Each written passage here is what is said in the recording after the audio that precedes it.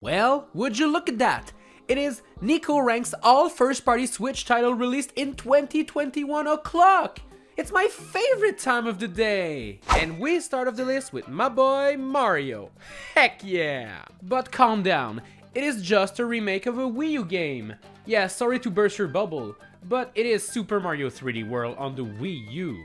The thing is, the game has been updated quite a lot. You see, this game was kind of slow on the Wii U. You never really felt like you were moving fast enough no matter what.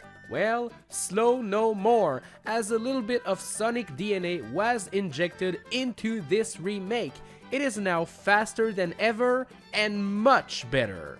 But wait a minute, there's actually a brand new game that is bundled with this remake. That's right, Bowser's Fury is there, and this new game is kind of on the shorter side, but man oh man is it good. It's Mario's first steps into an open world adventure, where you can freely move on the different islands to collect as many cat shines as you can. Every couple minutes, Fury Bowser will appear and will start blasting fire to try to destroy you. But if you grab a Super Cat Bell, you'll become really big and will get to kick his butt Godzilla style.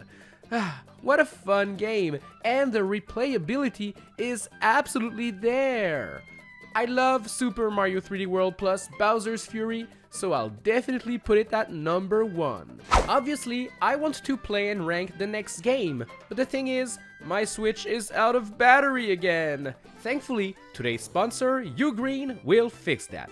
Their Ugreen Nexode Pro series will provide the fast charging you need and deserve. The 65 watts mini only takes about 30 minutes to charge a MacBook Air from 0 to 51%, and the latest chips give these chargers a small size that fits in the palm of your hand. Both the 65 and 100 watts models feature 2 USB-C ports and 1 USB-A port, allowing you to charge up to 3 devices at once. All Nexode Pro chargers are compatible with all modern smartphones, tablets, laptops, and they support various fast charging protocols. I actually use these to charge up my controllers, my laptop, my Switch, my phone, and they work great. Pick up a Ugreen Nexode Pro charger today by clicking the link in the description down below. Not gonna lie, I have great memories of the original Pokemon Snap for the Nintendo 64, so when a sequel was announced, you knew I had to pick it up. And I'ma be honest, they really found a way to make the gameplay fresh. Basically in this game, you have to take pictures of Pokemons in the wild, and that's pretty much it. You'll have many tools to make your pictures better, including apples, shiny balls, and a musical flute. As you explore and take good pictures, you'll gain some levels, allowing you to explore new areas in that same map and snap pictures of new Pokemons. Eventually, you'll unlock the nighttime, you'll unlock new worlds, and yeah, the game is actually quite big. It is a really relaxing game to play after a hard day at work or at school. Everyone can be good at this game, even when the scoring system sometimes makes no sense. Like, how can this picture be the best according to the game? Beats me. Pokemon Snap is super fun, but alas, it doesn't beat my boy Mario. So, number 2 for you. I had no idea what I was getting into when first booting up Metroid. And let me tell you, this is one hell of a ride. Basically, this game is a turn-based RPG featuring Miis. That basically means that every character in the world can be customized to your likings. So yeah, that means you can party up with Batman, Pac-Man, Peter Griffin, Donkey Kong, and even a bag of Doritos. This game can be hella cursed, and this is what makes it so funny. Seeing all of those weird Miis interacting with each other, going on trips, training, horse riding, eating is just wholesome. But the gameplay is pretty fun too. Sure, it is not super deep and involving, but that's what makes it fun to play for short bursts. You can just go through a couple levels here and there and then switch back to another game, only to come back later in the day when you feel like it. I use this game as a sort of break when I need one. It makes me laugh, it's fun to play, and it's overall a very interesting game. Plus, it's actually very long. Like, get ready for a 30 to 40 hours game here. This is not just a tech demo. As you can hear, I love this game quite a lot, but still, Mario's my homeboy. So, number 2 for you. So, this next game, it's actually not even a game. This is Game Builder Garage. And this is more of a tool that allows you to learn a bit about programming and create your little games and experiences. There are guided tutorials that will teach you how to program a game, and then you'll be free to build whatever you want. The coolest thing is the ability to share those creations online with anyone and to download things others built. People are pretty creative and are building things I sure as heck couldn't do myself. I played a first-person Zelda game, I played F-Zero, Mario Kart, a spooky game, Sonic the Hedgehog, only to name a few. The thing is, those are just little experiences and not fully fledged games. I'm sure this game can teach a lot about programming, but I just didn't have that much fun with it. I'm going to have to put it at number 4 for now. Sorry. Our boy Mario is back on the golf court with this new game, Mario Golf Super Rush. And obviously, this game is, well, a golf game. Mario Golf is a pretty fun series, and this one is no exception. You'll find your typical golf courts, but this one comes with a bunch of very interesting terrains with hills, enemies to dodge, and a bunch of hazards to watch out for. There's even a level taking place in New Donk City from Super Mario Odyssey, so that's actually pretty neat. The characters you can pick are very diverse, and there's definitely a pick for anyone. The main novelty in this game is the introduction of a new game mode where you actually have to move to get your ball in between shots. This actually forces you to aim your shots correctly, but you also have to be very fast, because the first person to put their ball in the hole gets more points. In true Mario Golf fashion, each character has different abilities and special moves they can use in golf and during the running parts, which is actually pretty cool.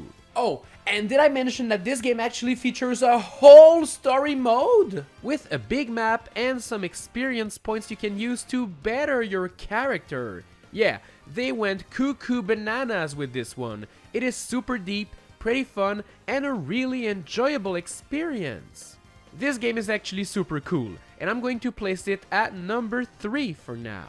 When I first played The Legend of Zelda Skyward Sword on the Wii, I just wasn't impressed by it. I mean, moving the Wiimote around like a mad lad, it just isn't fun to me. But the Switch HD remake actually changes the game by allowing us to use a controller. Yeah, I know it sounds dumb, but this is truly a game changer. As this game was heavily focused on motion controls at the time, well, the way they made that work with a controller is that you now use the right stick to move and swing the sword around. I know, it sounds weird, but it actually works so well. It made playing this game much more enjoyable, and for real, I just couldn't put it down. I had trouble finishing the Wii version, but the Switch version I just finished in a week because I wanted to see more and more of it. Sure, it might not be the best Zelda game of all time,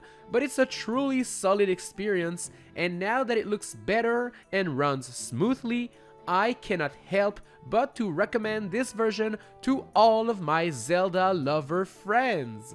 The game was truly great, and I have to put it at number 2.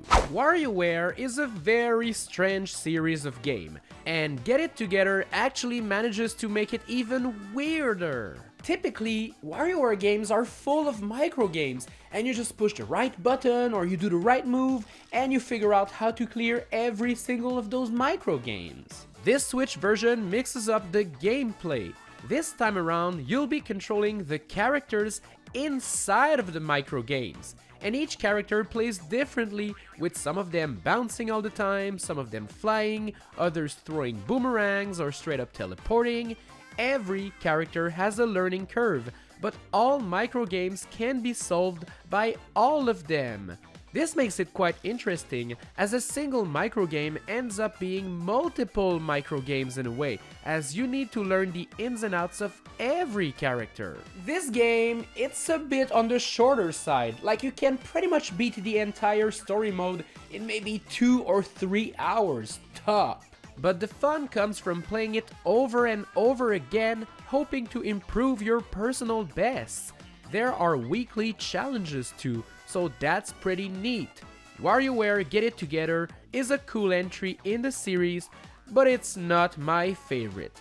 Number 5 for you. Now, this is a game that I wasn't expecting to see, like, ever. In 2017, Metroid Prime 4 was announced, and the year is now 2024 and we still have no news about it. But in the meantime, we got Metroid Dread. The game was originally conceived as a DS sequel to Metroid Fusion, but it actually never got to see the light of day, until, well, now I guess. And let me tell you, this game is a blast. It's a 2D Metroid, so exploring every nook and cranny to uncover new weapons and power-ups is what you'll be doing most of the time. This one is actually pretty spooky. It features the Emmy, which are crazy robots that will follow you and one-shot kill you if they catch up to you. At first, there's nothing you can do against these guys, so you'll have to hide or run away, and it truly turns the game into a horror one. These guys killed me so many times it's not even funny. But the thing is, you'll want to keep trying and playing it. The game is just that good. It is a pretty difficult game, and you'll have to go epic gamer mode if you want to achieve 100% completion, but trust me, it's definitely worth it. Yes, I love this game quite a lot. I'm putting it at number 3.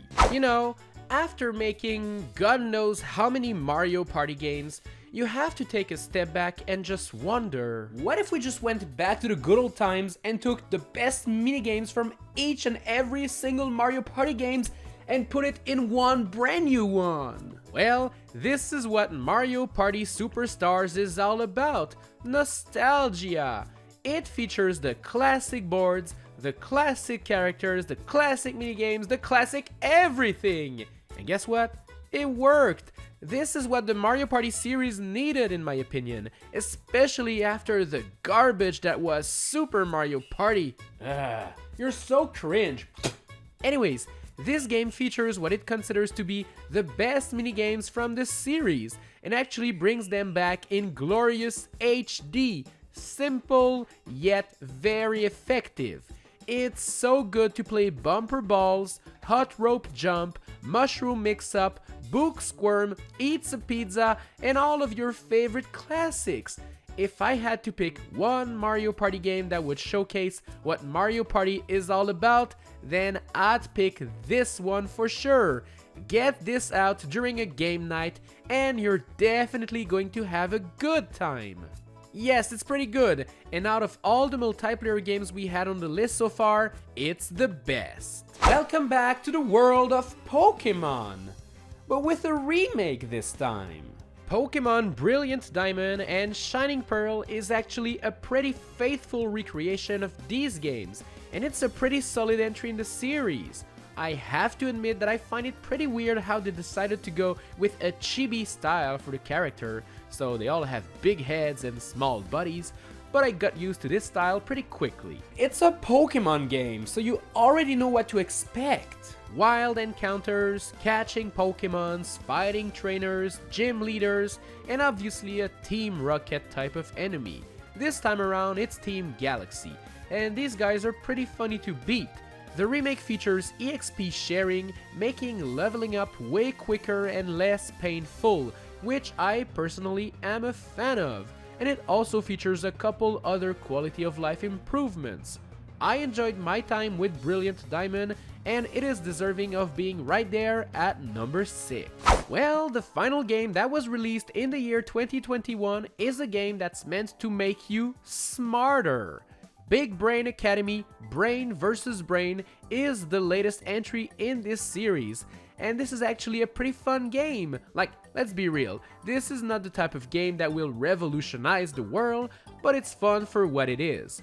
Basically, it's a series of little mini games that are meant to test your brain and see where you're doing good and where you need to improve. I'm not sure any of this is backed by science, but according to this game, my brain is an A+. So you know all of those big brain jokes I made over the years? Well, they're not jokes anymore. My brain, it's truly B. The Switch version includes an online mode where you compete against other players from all over the world in hope of becoming the smartest person alive. It's actually super satisfying to defeat people and prove to yourself that you're smart. But it's also devastating when you mess up and lose. It's a really fun game, but like, you won't be playing that for long bursts, so it's more of a fun distraction. Because of that, I have no choice but to put it near the end. I still enjoyed it more than Game Builder Garage, but that's mostly it. So, there you go. Here's my list for the year 2021. My favorite title was Super Mario 3D World. Then, Zelda Skyward Sword HD, Metroid Dread, Miitopia, Mario Party Superstars, Pokemon Brilliant Diamond and Shining Pearl, Mario Golf Super Rush, WarioWare Get It Together, New Pokemon Snap, Big Brain Academy, and Game Builder Garage. So, do you agree with my list? Well, let me know in the comment section down below. And as for me, I'll see you in the next one.